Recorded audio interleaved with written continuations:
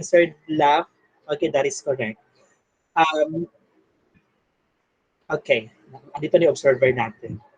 So, good afternoon, ma'am. So the correct answer that is bluff because what's the y-intercept there?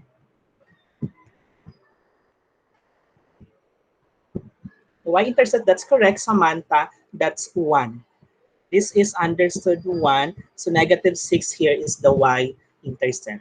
Let's have number 3. The bigger the slope, the steeper the line. Is the statement fact or is the statement bluff? Habang lumalaki daw yung slope, nagiging mas matarik daw yung graph.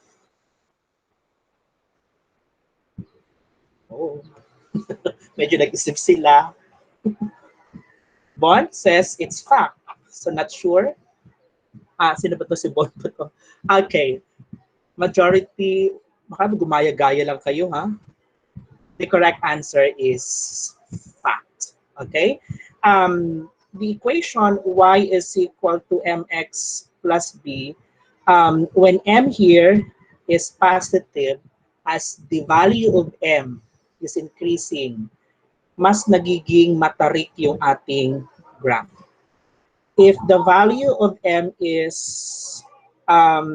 negative, the bigger the absolute value, the steeper the line is. Kaya ito ay fact. Okay, very good. Number 4, the slope is negative if it rises to the left. Fact or is it bluff?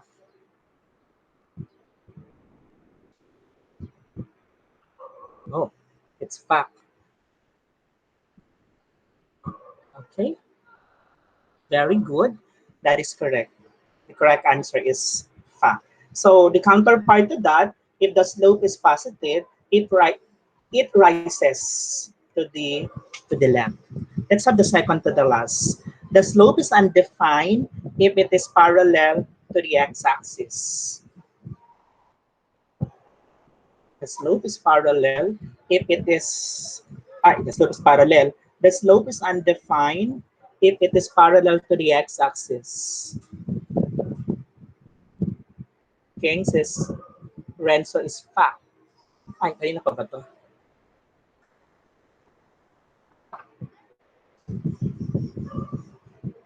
Cedric Salonga says it's fact. Born. Oh, interesting. Magkaiba ng sagot. Bluff. Arjun says I'm not sure it's pass.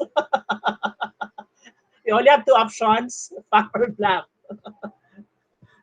So you have 50% chance of getting the correct answer in case mali, hindi ka sure. So bluff, isa lang yung nag-fact. The rest, anong sagot? You have to choose. Hindi pa pwedeng wala kayong maisip kasi parang true or false lang yan. You have to make a desperate move. Mark Jim says it's bluff. Okay. So parang mangilan-gilan, may fact, pero marami ang nagsagot ng bluff. The correct answer is bluff. Because the slope is undefined. Ang slope ay undefined kapag ito ay parallel to the y-axis. Ang slope ay undefined, ang slope ay 0 kapag ito ay parallel sa x-axis. Kaya ito ay bluff. Okay, that's correct, Bon. Nagiging undefined siya kapag siya ay parallel to the x-axis, to the y-axis. Let us have the last one. I hope makuha. The slope of the coordinates 2 and 2 and negative 2 and negative 2 is positive 1. Is it fact or is it a bluff?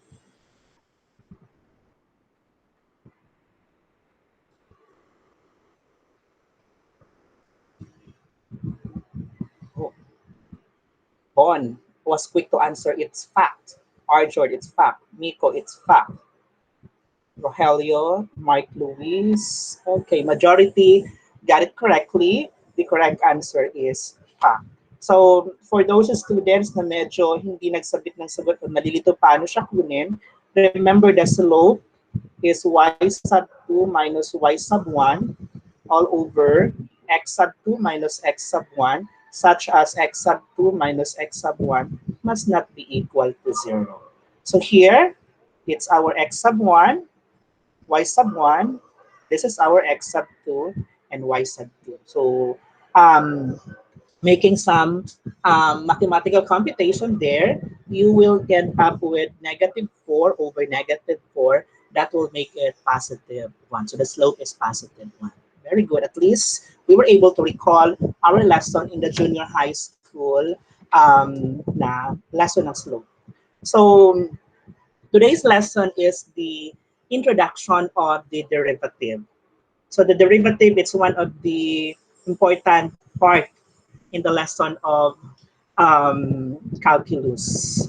So we have there the illustration. Let the function f of x be a function and line PQ. This is line PQ, the broken line here. Be a second line. When we say second line, it's a line that crosses or touches a certain graph at two distinct points. A line that, ito na pala, dinefine ko na siya. So using the figure, we have there point x sub 0 and fx sub 0. So yung tinutukoy natin at saka ito. And then the slope of the line, alam natin na yung slope ay y sub 2 minus y sub 1, x sub 2 minus x sub 1. So our y sub 2 here is this one. Ito. Sa akin ba yung maingay? Okay. So our y sub 1 is x sub 0 all over. You look at the x part. This is the x-axis. So our x sub 2 is... Sa akin yung ingay, class. Hindi. Parang may nagbating-ting. Okay. Palitan ko yung...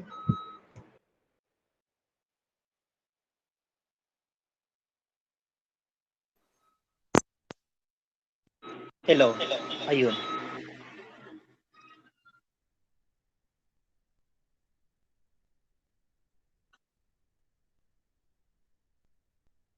Balik tayo dito. So, the y sub 2 is x sub 0. This is read as delta x. And then our y sub 1 there is fx sub 0.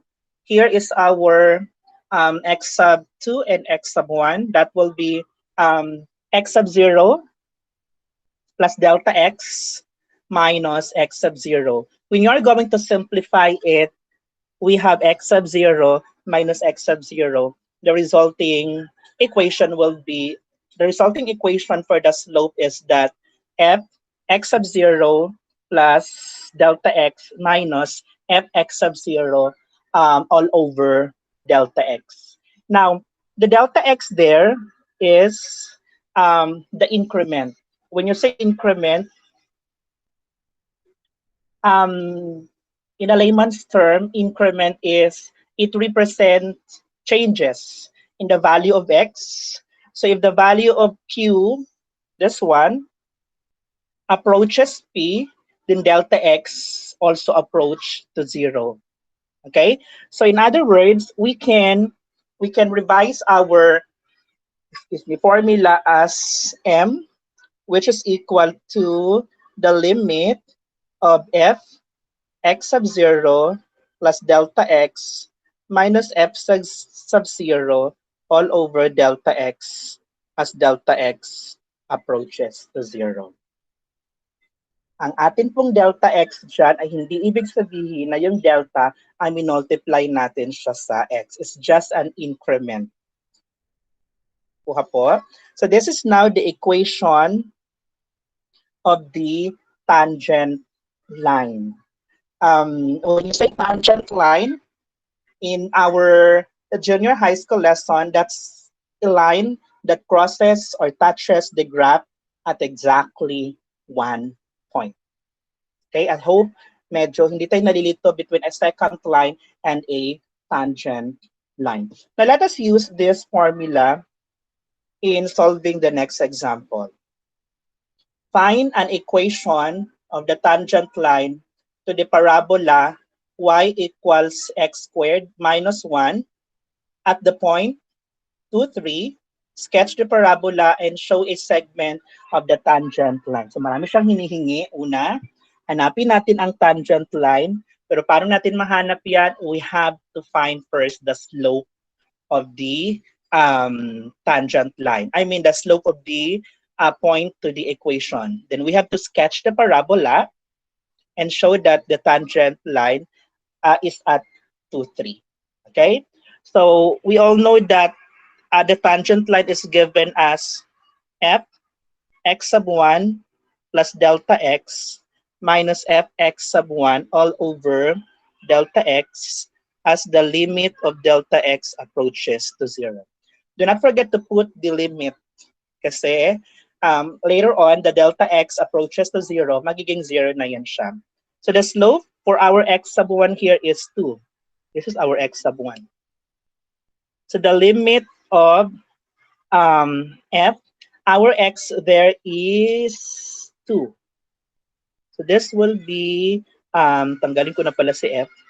That will be 2 plus delta x. Dahil ito ay naka-squared, so you have to square it. Minus f of 2. That's f of x sub 1. All over delta x as delta x approaches to 0. Then let us simplify now. So the limit, this will be 2 plus delta x squared minus f sub f of 2. When you evaluate here f of 2, that will becomes, nakalimutan ko yung 1. May 1 pa pala ito. Sorry. So minus 1. Kasi may 1 pa po yung ating equation x squared minus 1. So minus, this will be 3. Saan ko nakuha ang 3?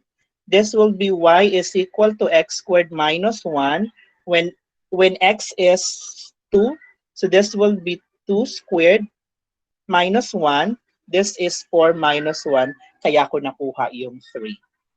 All over delta x as delta x approaches to 0. So let us simplify. 2 plus delta x quantity squared. So this will be 4. That's 2 times 2 plus twice the product of 2 times delta x. That will be 4 delta x. And then delta x times delta x. That's delta x squared. Minus 1. Minus 3. All over delta x. Question. Kasi hindi ko pinakita yung 2 plus delta x quantity squared. Naintindihan ba saan galing yung 4 plus 4 delta x plus delta x squared? Be honest. Paano po yun, sir? Okay. So, remember, this is a working solution. Sana magkasya yung aking solution. So, we have 2 plus delta x quantity squared. Di ba this is equal to 2 plus delta x times 2 plus delta x. Expand natin. And then, distribute mo lang. 2 times 2, that's 4. And then, 2 times delta x, that's 2 delta x. Ano, gets na. 2 times delta x times 2 delta x times delta x, that's delta x squared. So this is 4. Ito ay same. So pwede mo siyang i-simplify sa that is 4 plus delta x. Then yung last natin ay delta x squared. Kaya ako siya nakuha sa gilid. Okay? So, we have now the limit of 4 plus 4 delta x plus 4 plus delta x squared minus 4 all over delta x as delta x approaches to 0. Nagets kung saan galing yung negative 4? Meron tayo dyang negative 1 minus 3, that is negative 4. And then you would notice na ito ay matatanggal natin. So you will be left with 4 delta x plus delta x squared all over delta x. We cannot directly get the limit of the delta x because it will make the whole function undefined kasi mag-zero yung ating delta x niyan. So we have to redefine, not redefine, but we have to factor out the numerator kasi meron siyang common factor which is delta x. So divide natin to magiging 4 plus delta x na lang all over delta x as delta x approaches to 0. Okay? Ang delta x po dito ay aking finactor yan, kaya ko nakuha itong delta x. So pwede ko na siyang makancel. Finactor ko yan kasi hindi ako pwedeng magkuha agad ng limit kasi magiging undefined siya. Remember, masisiro ang denominator natin. So the final, not the final answer, the limit now will be 4 plus delta x as delta x approaches to 0. Then therefore, 4 plus delta x as delta x approaches to 0, we have 4. So therefore, the slope here is 4. So nakuha na natin ang slope. Ang sunod natin gagawin ngayon ay kukunin natin yung equation. Ang slope natin ay 4. Meron tayong point na given which is 3. Can you tell me kung anong equation ang aking gagawin para makuha ko yung, anong form ng equation para makuha ko yung equation ng tangent line given only the slope and given only one point or one coordinate?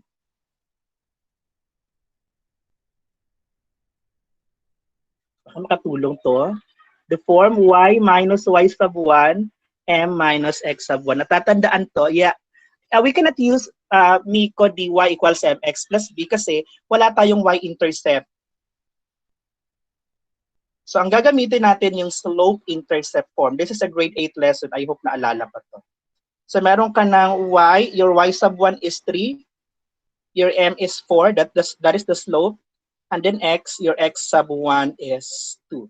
So solving it, we have 4x minus 8. You just distribute it. So we have 4x minus 8 plus 3. So the equation that we are looking for is y is equal to 4x minus 5. Magkakasya pa ba siya? It's 4x minus 5. Okay? Ang next natin gagawin, hindi na siya magkakasya. Dito natin ilalagay sa second line. I-sketch natin yung graph. So meron tayong y is equal to, ano ngayon? X squared minus 1. Ang slope natin ay 4. Yung equation natin ay y is equal to 4x minus 5. Sketch ko lang. Ang ating y-intercept dyan ay negative 1. Ito siya. So 1, 2, 3, 1, 2, 3. Di naman perfect yung graph natin. Dapat siya itatama sa 2 and 3. So this is 2 and this is 3. The parabola opens downward, opens upward since our A is 1. And this is the slope. This is the point. This is the line. Y is equal to 4x minus 5. Kung medyo hilo, let's use the GeoGebra para mas ma-visualize natin yung ating problem. Nasaan ang GeoGebra ko dito?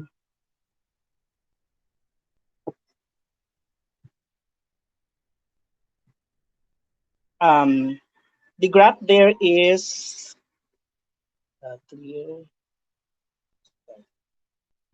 ang graph na hinahanap natin, i-graph natin sa y is equal to x squared. Mali. X squared. Yun. Minus 1. Yan yung graph. Tapos, ito po ha, ito yung 1. I-graph naman natin yung ating tangent line which is y is equal to 4x minus 5.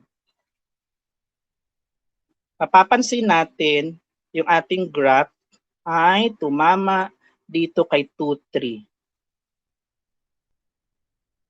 Here. O ha? So that's how we sketch the graph. Balik tayo dito kasi ito yung importante. Ano ang malabo dito sa solution? Although nakikita ko na, yan, saan na ba? Yun. Nakakalito, be honest, normal na mahirapan tayo. Kung di tayo nahihirapan, hindi na tayo magkaklase. Tandaan nyo yung hinahanap natin, equation ng tangent line. Ito po yun. Yung slope, ito yun. At saka yung sketch ng graph yung nasa kabila. Meron po ba, sir, na alternative na pwede naming magamit kasi ang haba-haba ng solution? The correct answer is yes. Let's try the alternative. We will be using the concept of derivative. Although ito ay derivative na din. So, kanina ko lang to siya nakita. That's f prime of x is equal to the limit of f of x minus f of x sub 1 all over x minus x sub 1 as x approaches to x sub 1. I'm not sure if this one is much more easier compared doon sa nauna na ginamit ko na strategy. So, baka makatulong or baka mas madalian dito, kaya ipapakita ko yung paraan na ito. Kaya ko to naman pinakita kasi naghanap lang ako ng ibang way paano mapaintindi na mas madali yung topic na to. So, our x sub 1 here is 2. Ito po ha, x sub 1 natin is 2. So, x approaches to 2. So, our f of x there is the function given which is x squared minus 1 minus f of 3 all over x minus 2. Ang x sub 1 natin ay is equal to 2. Ilagay ko yung y sub 1 although wala namang gamit yan. Y sub 1 kasi yun yung magiging f natin. So we have the limit, this is x squared minus 1. When f of 3 will be evaluated doon sa x squared minus 1, ano ang lalabas na sagot? Ay, bakit 3? 2 pala 2. Sorry, mali. When 2 po, i-evaluate natin dito, ano ang lalabas na sagot? 3. That's correct. Kasi 2 squared is 4 minus 1, that is 3. So this is minus 3. Careful kasi ang ating formula is negative. All over x minus 2 as x approaches to 2. So we have now the limit x squared minus 1 minus 3, that's x squared minus 4, all over x minus 2 as x approaches to 2. We cannot get the limit of the function because that will make the function undefined. Remember, the limit of x minus 2 as x approaches to 2 ay 0. Ay, sorry. The limit, tama, 0. Yung baba natin ay 0. So we have to make, we have to factor the numerator, that's x plus 2, x minus 2.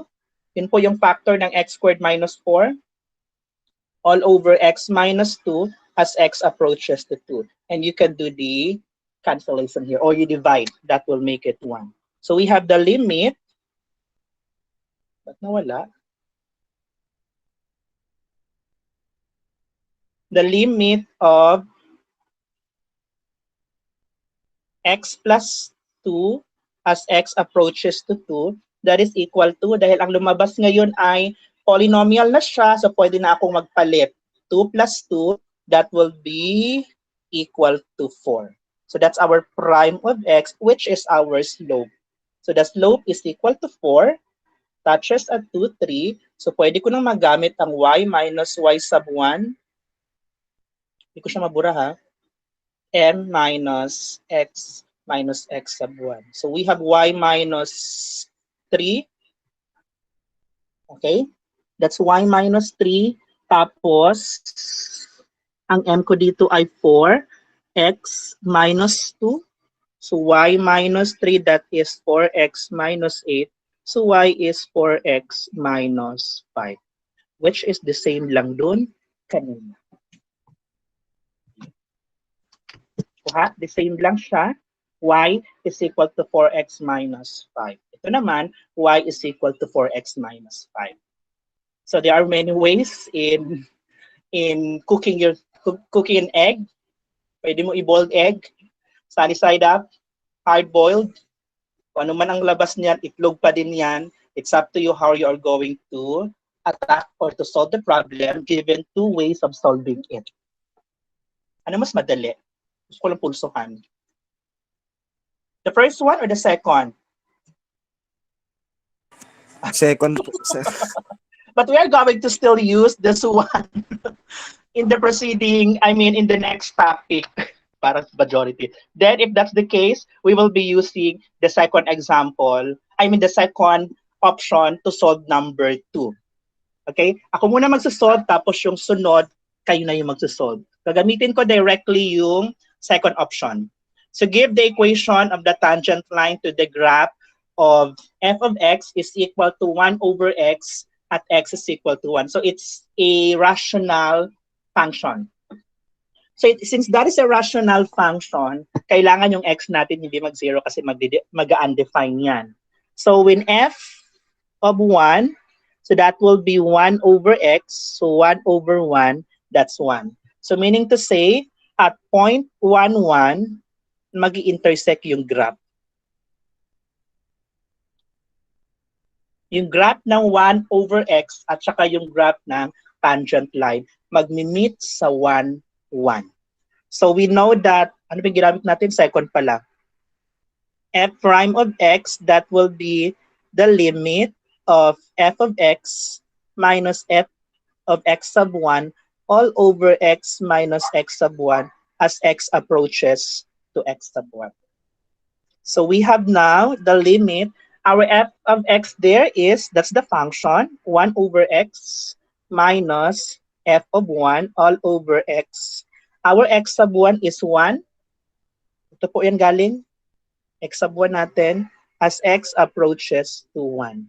So the limit of 1 over x, when f of 1 will be evaluated here, the result is 1. All over, bakit ako nag-approaches? Minus po to, x minus 1 as x approaches to 1.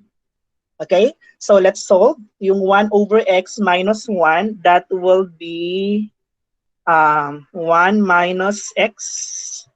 1 minus x all over x, tapos x minus 1. Naintindihan saan galing yung 1 minus x over x? Pakita ko or what?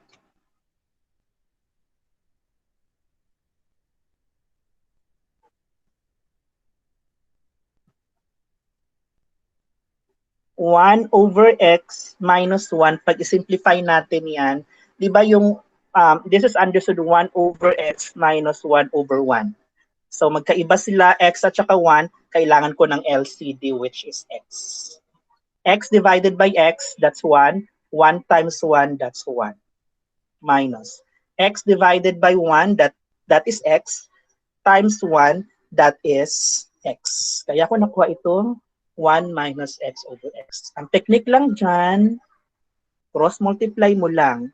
1 times x, that is, bakit 1? Sorry, mali. 1 over x minus 1 over 1. Ang technique lang dyan, multiply mo lang to.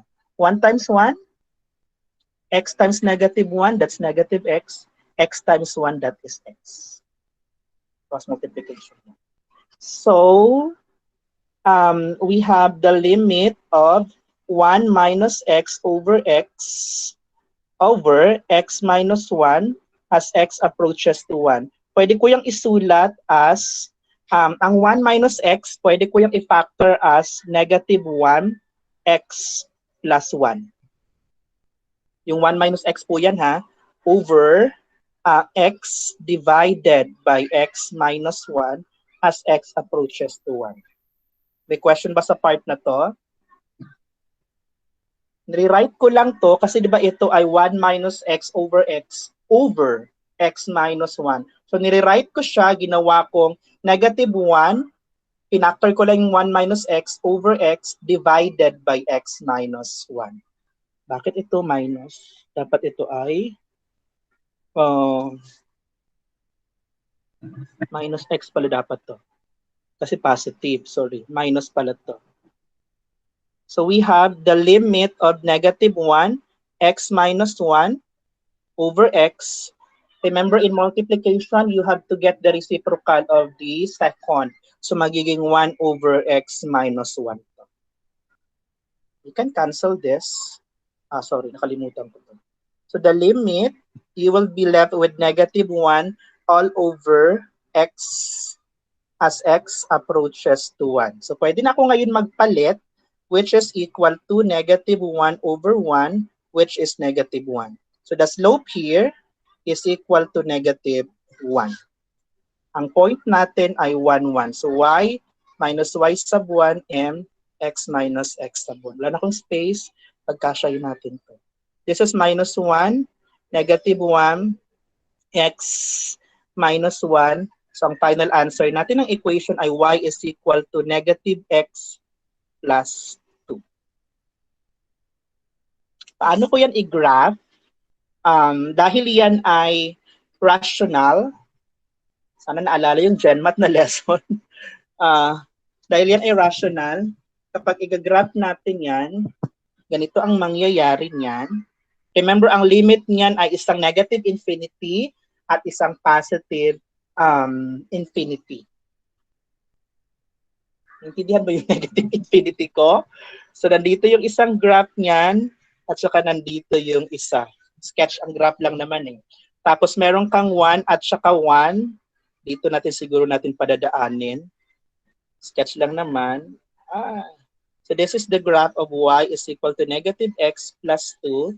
Ito naman yung f of x is equal to 1 over x. And this is the point of intersection. Para mas ma-visualize natin, let's graph that into the GeoGebra. So we have y is equal to 1 over x. 1 over x lang ba yun? Yeah. And then the second one is y is equal to, ano nga yun? Negative x. Negative x. Asan ang negative?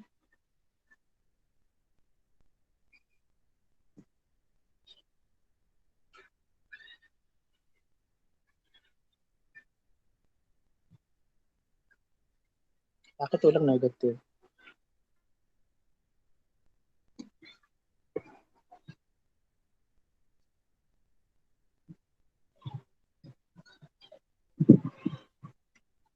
Yun.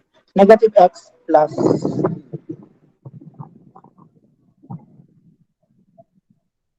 para di kayo nahirapan, sandali lang kasi nagsuntukan na yung graph na tanggalin natin yung dalawang graph. See, ito po yung ating point of intersection. Ibaba ko lang para makita yan. This is the point of intersection 1, 1. Same dito sa ginawa ko, pangit nga lang yung graph ko.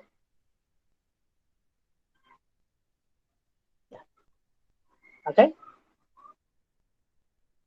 So nakuha natin ang slope na negative 1 at saka yung equation ng ating tangent line na negative x plus 2. Question?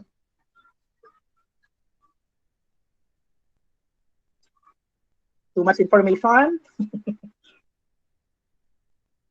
There will be a conflict with a difficulty in understanding this lesson, especially if you're not familiar with getting the equation of the line. 5 paraan paano makuha yung equation of the line. Nagkataon lang na yung applicable dito ay ito. Although, all throughout the lesson, ito talaga yung gagamitin natin. Now, for you to understand it, I would like you to answer number 1.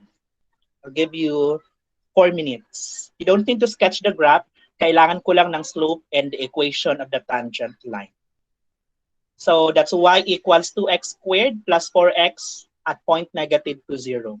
You can copy the problem para mailipat ko yung ating slide para meron kayong guide how to solve the problem. Go. I'll give you 5 minutes. After that, type your final answer doon sa chat box. Nakopy na? So I can change my slide. You can use the first option or the first way of solving or the second. Lipat ko na ha. Sige, yan ang ating tignan.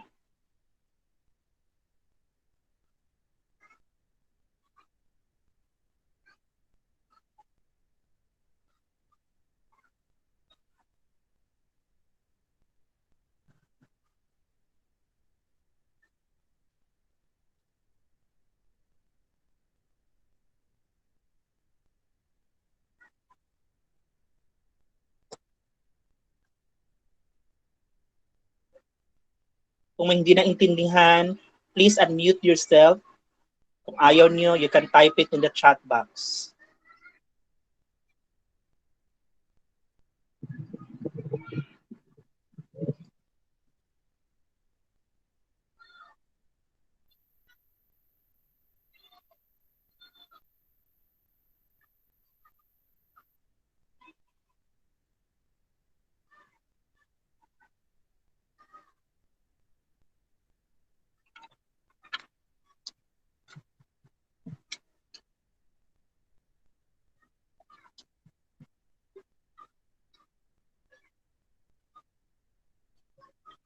Okay, given.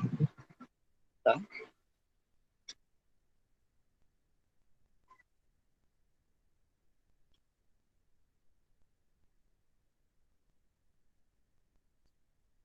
Pwede ko ilipat para meron kayong susundan. Dito tayo kasi mukhang ito yung kaparehas niya. Yan. Pareha sila kasi polynomial function. Yung number 2 kasi ay rational. Pasensya na kayo, madumi ang aking solution. Hindi siya pwedeng burahin. Pag binura ko siya, lahat mabubura.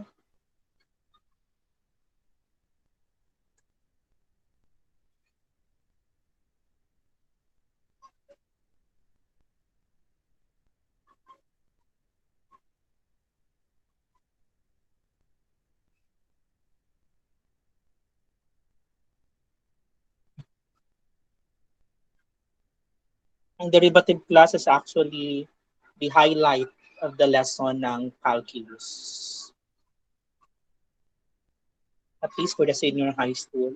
So pagdating nyo ng college at medyo na ma-master nyo na yung derivative, kahit yung mga higher calculus like integral, advanced calculus, and differential, maning-manin na lang sa inyo.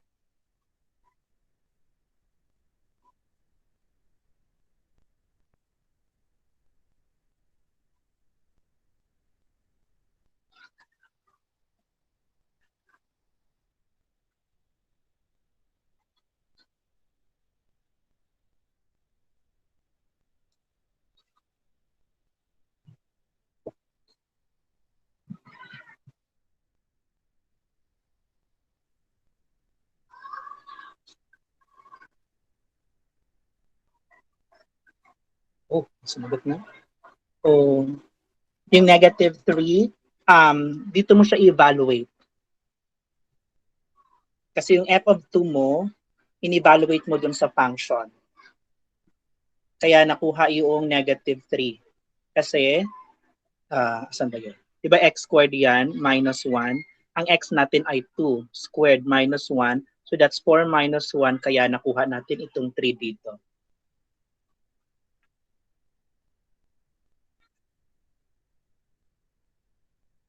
Nagets? Okay. Sige.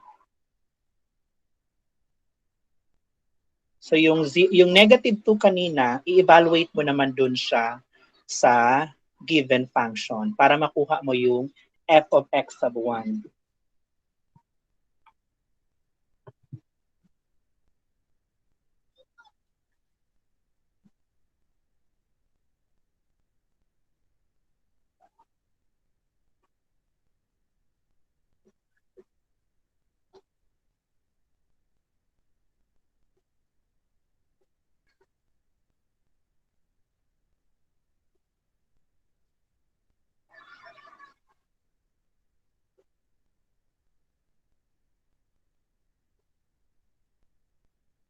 Meron na bang may slope sa inyo?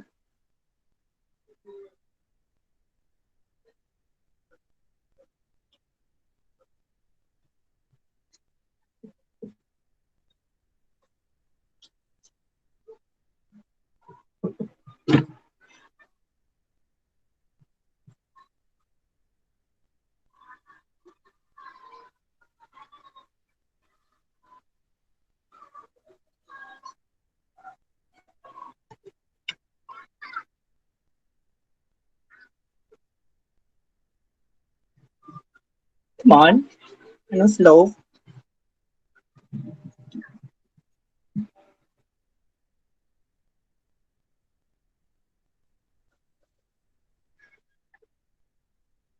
Oh, so Bon, the slope of Bon is negative 12. From Ken, Luis, the slope is negative 4.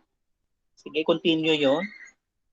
Kasi dalawang hinahanap doon eh. Slope and the equation of the tangent line. Last 1 minute, then we'll have the answer. Oh, negative 12x minus 24. Yeah.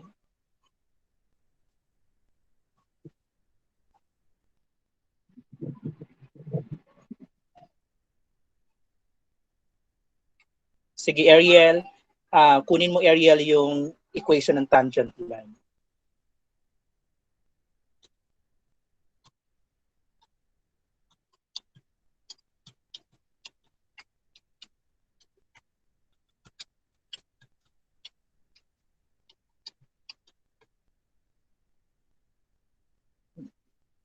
Okay, time is up. Tingnan natin kung saan kayo dumikit. Ano? Okay lang yan kung nahirapan, that's normal.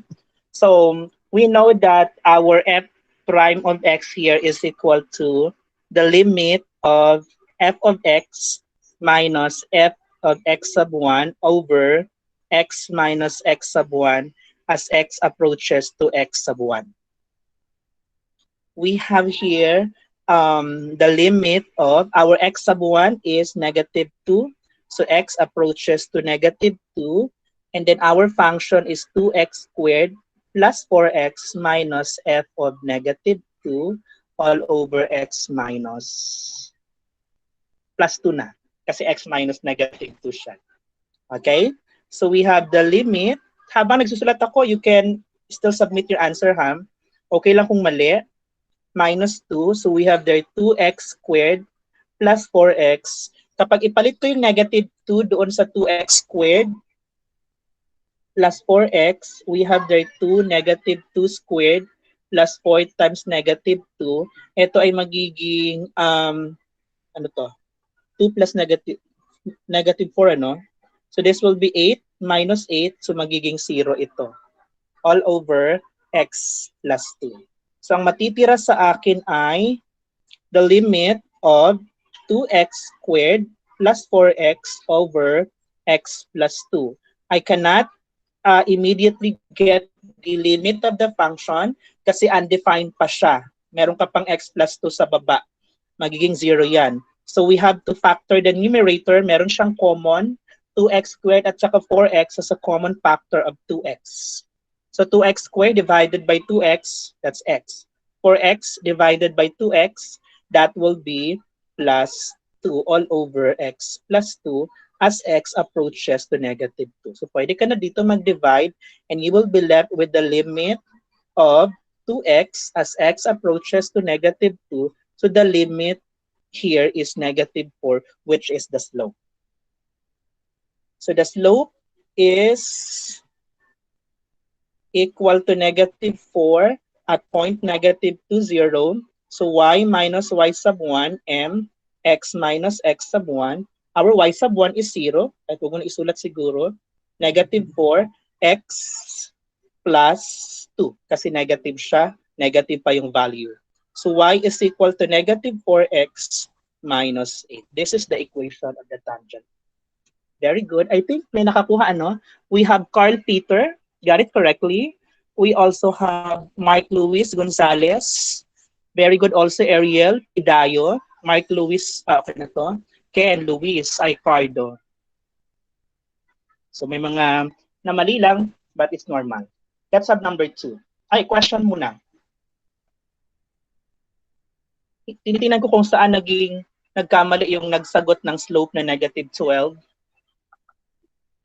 Siguro hindi siya na redefine o na factor.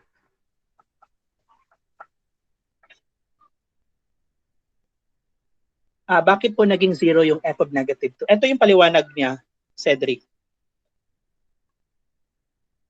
Kapag in-evaluate ko yung negative 2, di ba 2x squared yan? 2x squared minus, tama, minus 4x. Plus. Hindi minus. Plus siya, oh. Kaya siya hindi nag-0. Timothy, ito yung paliwanag, Timothy, oh. Kapag pinalit ko yung negative 2 dyan, ang sagot niyan ay 0. Nasagot ba, Cedric and Timothy?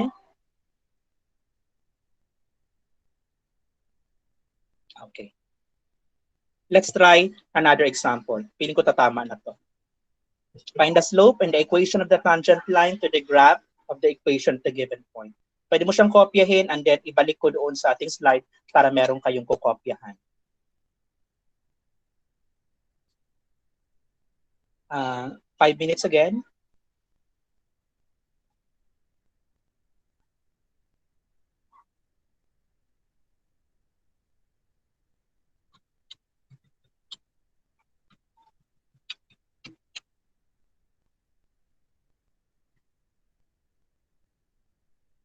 Lipat ko ha para meron kayong pagpa-practicean or titingnan na sample.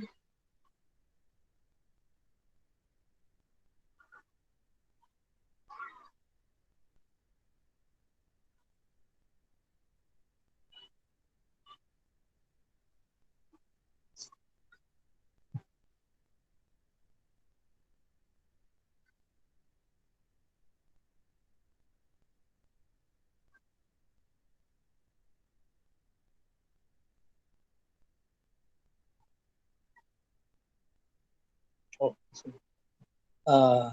So yung given. Ito yung given.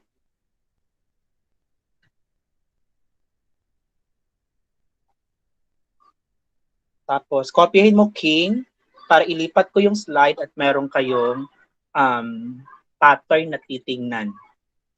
Okay? Lipat natin. Yan ang tingnan mo. Kasi kaparehas niya yan, polynomial function. Medyo mahaba palang solution dun kasi cube.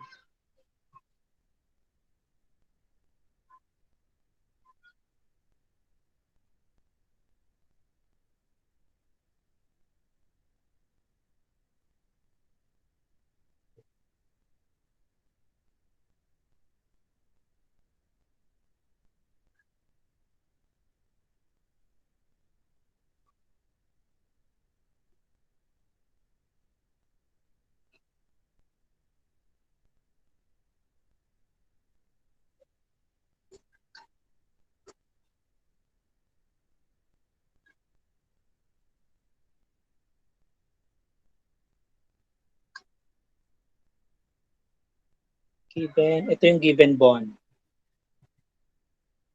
Oh, Nico is Guerra, the slope is 2. Ano ba yung slope ko?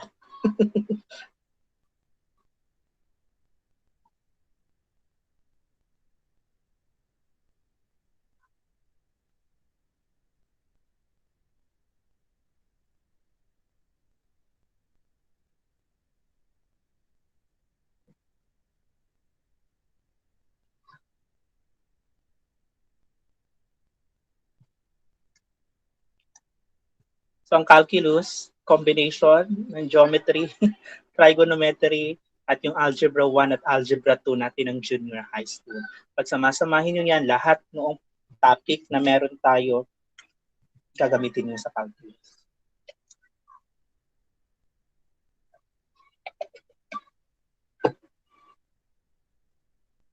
Two minutes.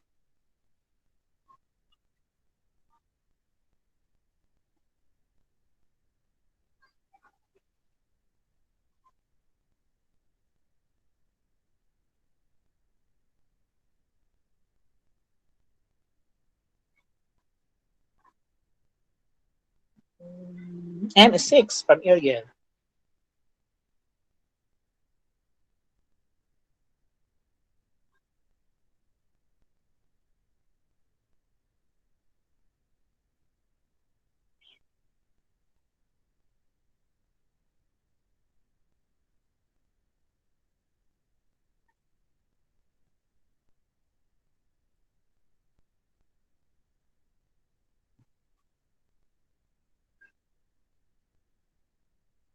It's 6x minus 1 from Ariel. Mark Lewis, the slope is 3. So meron tayong tatlong magkakaibang slope. So definitely tatlong magkakaibang equation ang makukuha natin ito. From Nico, the slope is ano to, 2i?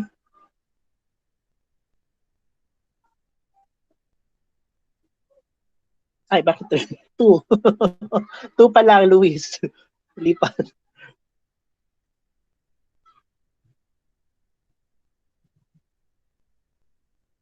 Ay, mali ang equation.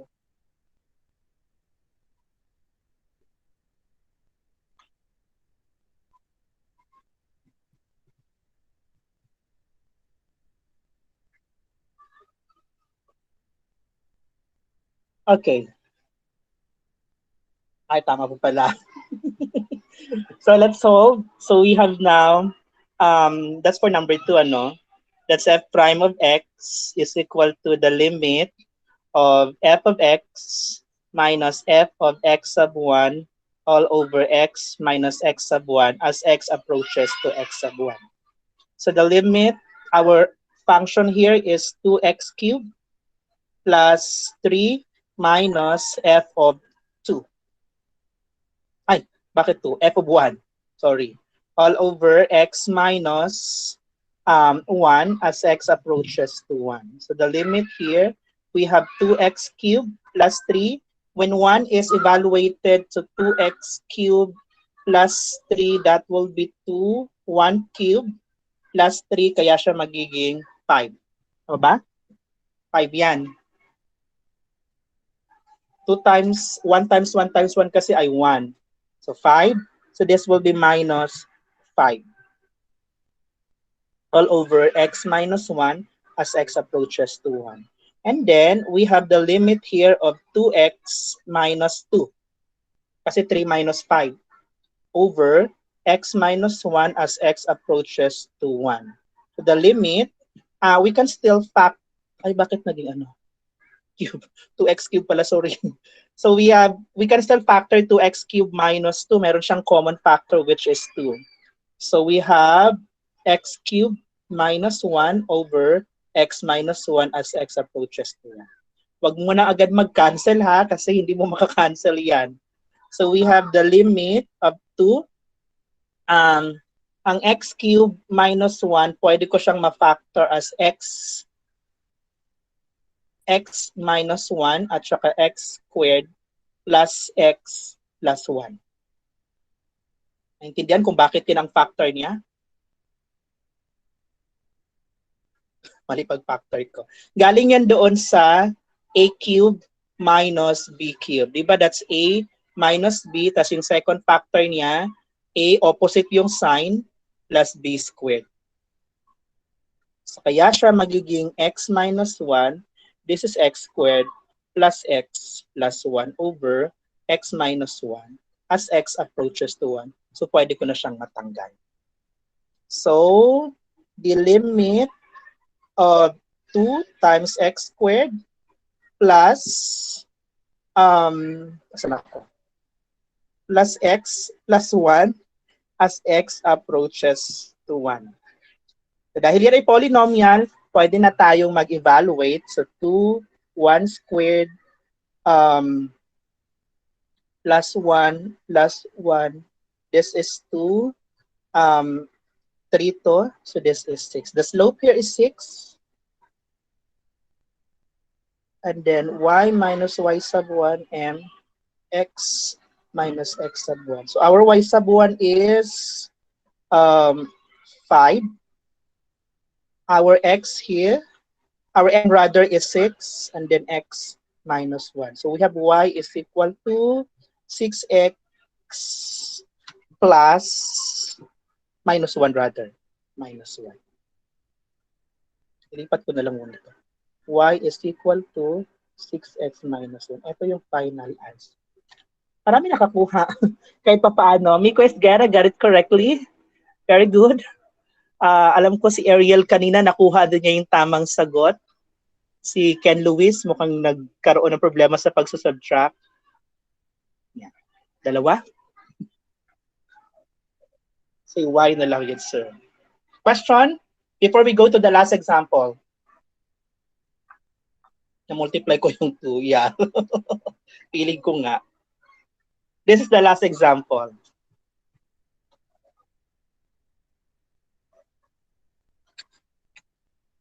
Find the slope of the equation of the tangent line.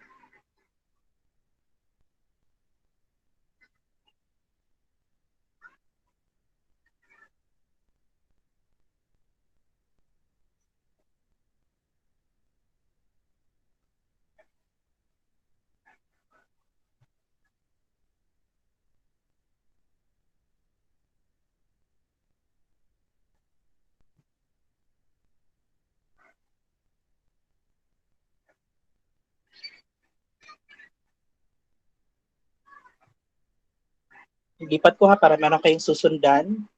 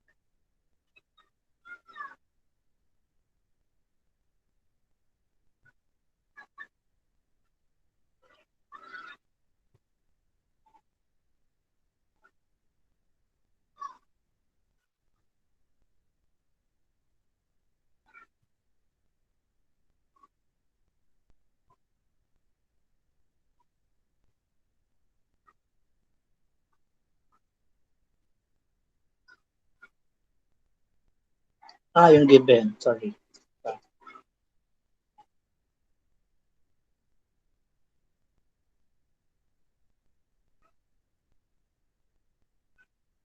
Lipat ko ha para meron kayong titingnan.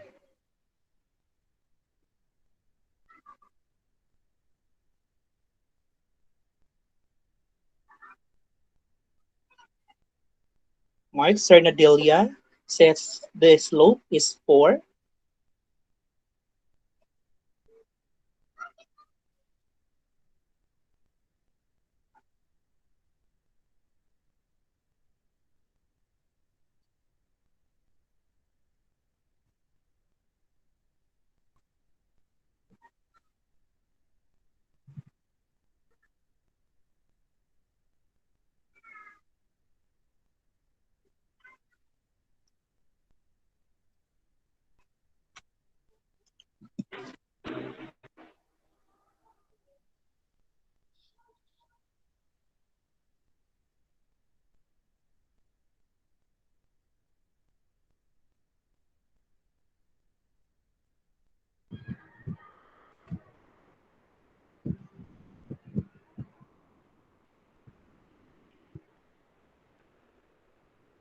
Two minutes.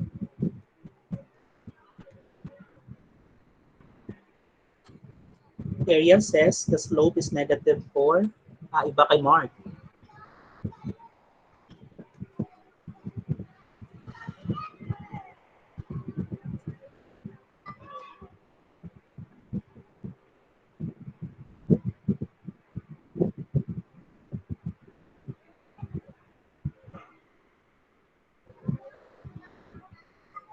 So it's negative 4.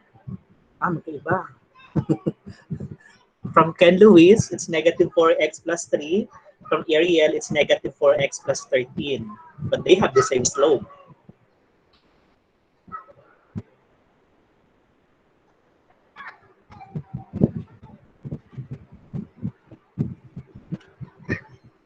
One minute more.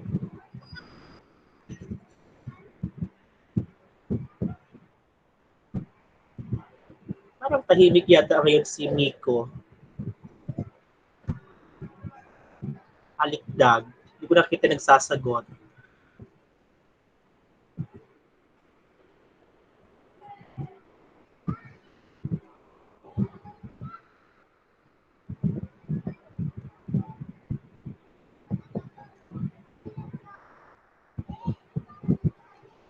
From Cedric, it's negative 4x plus 13. Okay, let us answer.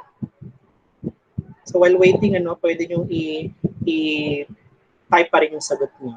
So we have now the f prime of x is equal to the limit of f of x minus f of x sub 1 over x minus x sub 1 as x approaches to x sub 1.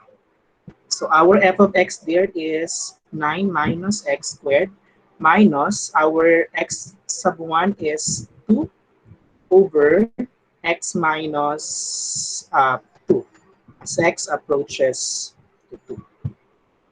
The limit of 9 minus x squared, when f of 2 is being evaluated here, so we have 9 minus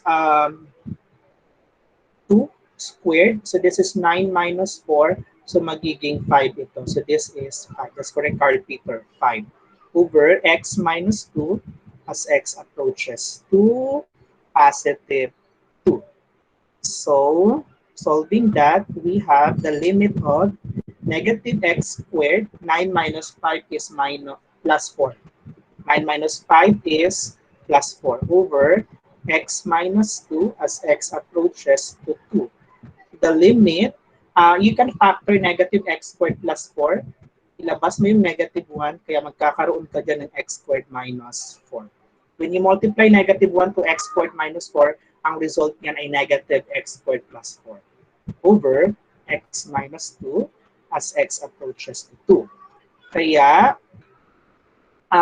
i-factor natin yung x squared minus 4, that's x plus 2, x minus 2 over x minus 2 as x approaches to 2. So, pwede ka nang mag-cancel dito. So, the limit here of negative 1, x plus 2 as x approaches to 2, pwede na ako mag-substitute. So, that's negative 1, 2 plus 2, that is negative 1, 4. Kaya yung slope natin ay negative 4. So, the slope is negative 4 at 0.25. So, we have y minus y sub 1, m, x minus x sub 1. So, our y sub 1 there is 5.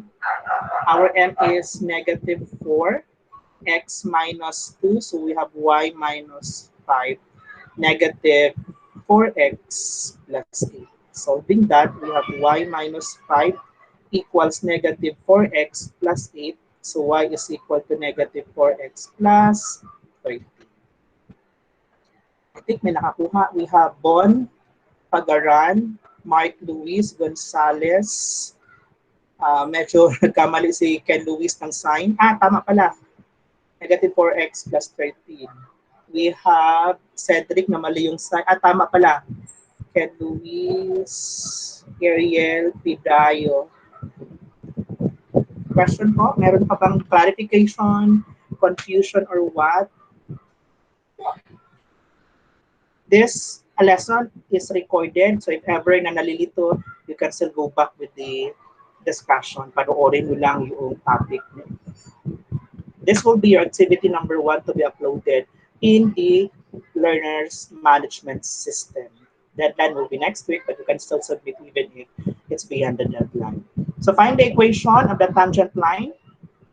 To the graph of the equation at the given point, you have to sketch the graph. Huwag yun ang basta kopyahin doon sa GeoGebra ha, and show the segment of the tangent line at the point. Kailangan makita sa graph na tangent nga yung kanyang itsura. Ayusin natin yung graph ha. Huwag mo na umalis, kukunin ko yung attendance.